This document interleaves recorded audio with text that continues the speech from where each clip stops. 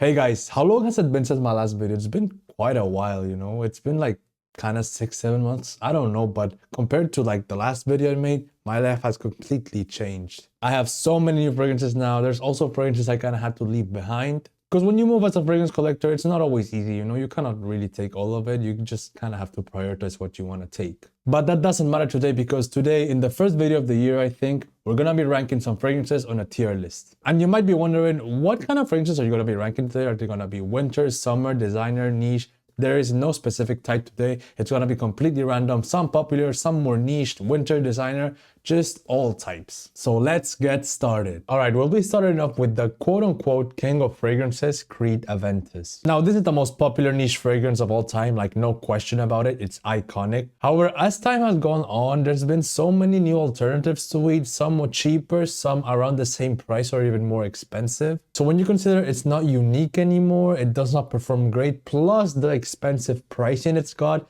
it's not really worth it anymore, especially nowadays. I would of course be glad if somebody gifted it to me, I wouldn't oppose it, but I wouldn't personally buy it. But I'm not saying it's bad, okay? It's just like when you take all those factors in, some are not even its fault, yeah, it's not really worth it anymore. So for me, this one is going at C tier. Now we'll be going with one that gets a ton of hate for some reason, which is Ombre Leather. Now this one has a beautiful leather jasmine combo. Forget tobacco vanilla, lost cherry, your black orchids, you can have all of those. This one is hands down the best Tom Ford. And yes, I know it's got that kind of car interior vibe that many people talk about, and for that reason, many people hate on it.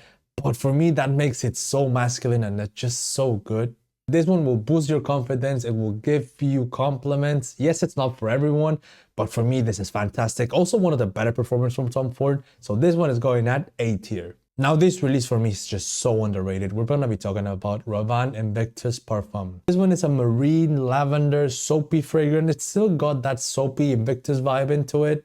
As you might know, I'm not a marine fragrances guy. I don't typically like them, but this one does it so well. It plays with that syntheticness very well in my opinion. One of the better blue fragrances out there. This one is so underrated. It's weird that it hasn't got more hype to it, but yeah, super good.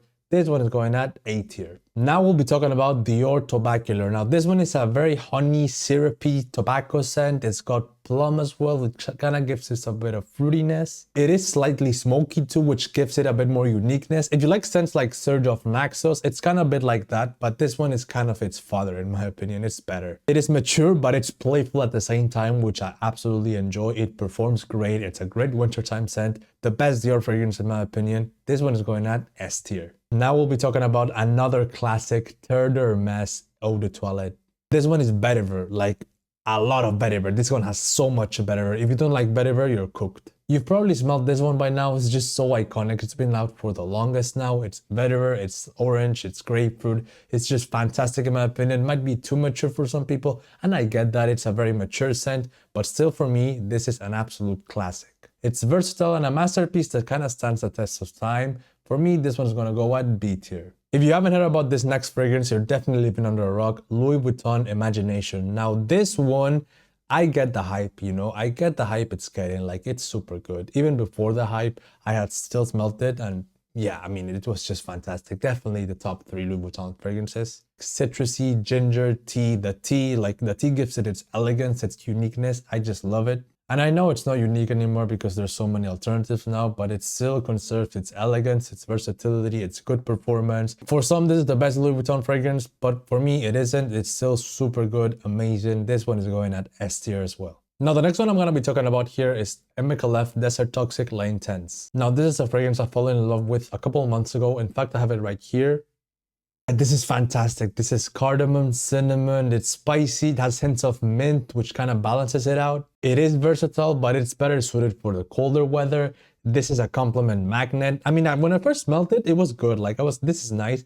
But as I wore it more and more, I just fell in absolute love with it. Performs great. The projection is not that strong though. Still, for me, this one is going at A tier. Now we're going to be talking about another niche fragrance, Schofield & Banks Pacific Rock Moss. This one straight up smells like an ocean breeze. It's fantastic. I absolutely love the smell of it. This one would be at S tier if it wasn't for its bad performance. I think performance really holds it back. So for the short amount of time it lasts, it will pull your compliments. It does not project that much either. But yeah, it's such a shame because it's a fantastic smell. but that performance, man, it holds it down. But for me, still the smell kind of carries it, so it's gonna go at B tier. Up next, we're gonna be talking about Hypnotizing Fire by The Harmonist. Again, another one I've gotten recently. I have it right here, and yeah, this is a warm, resinous, spicy vanilla.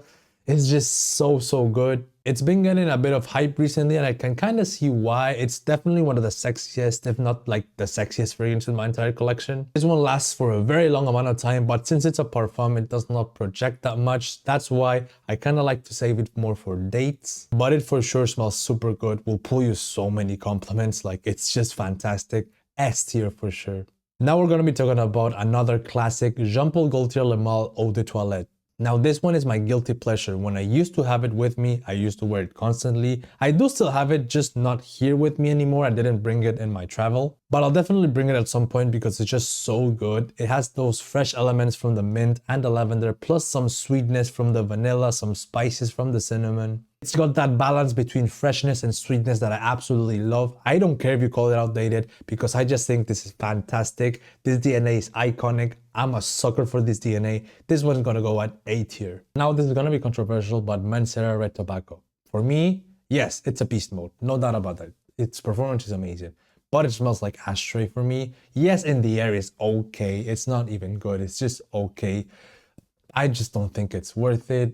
Performs great, yes, whatever, but the smell is just not for me. It's not something I like, so this one's gonna go at D tier. Montal Arabian Sonka, spicy saffron with some sugary sweetness, pulls so many compliments. It is synthetic like Red Tobacco. It's a beast like Red Tobacco, but unlike it, it actually smells good in my opinion. Will pull you so many compliments. Such a beast mode this is. This is insanely good. In fact, it might even perform better than Red Tobacco. I don't even know.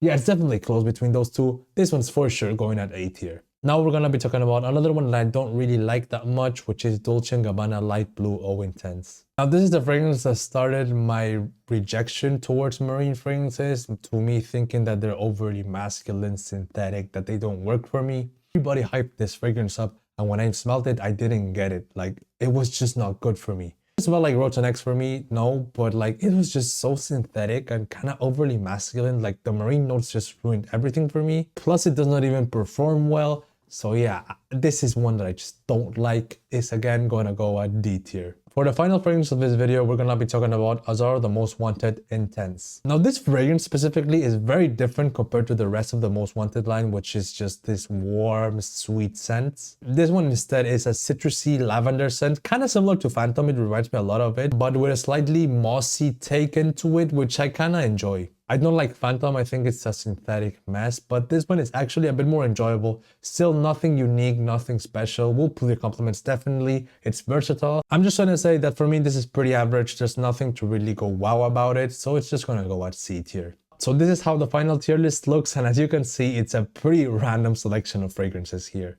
Alright guys, that was the video for today. I know my tier list might not be for everyone, or you actually might agree with everything, I don't know. Please let me know down in the comments. Also, please like, comment, and subscribe, and thank you very much for making it to the end of the video.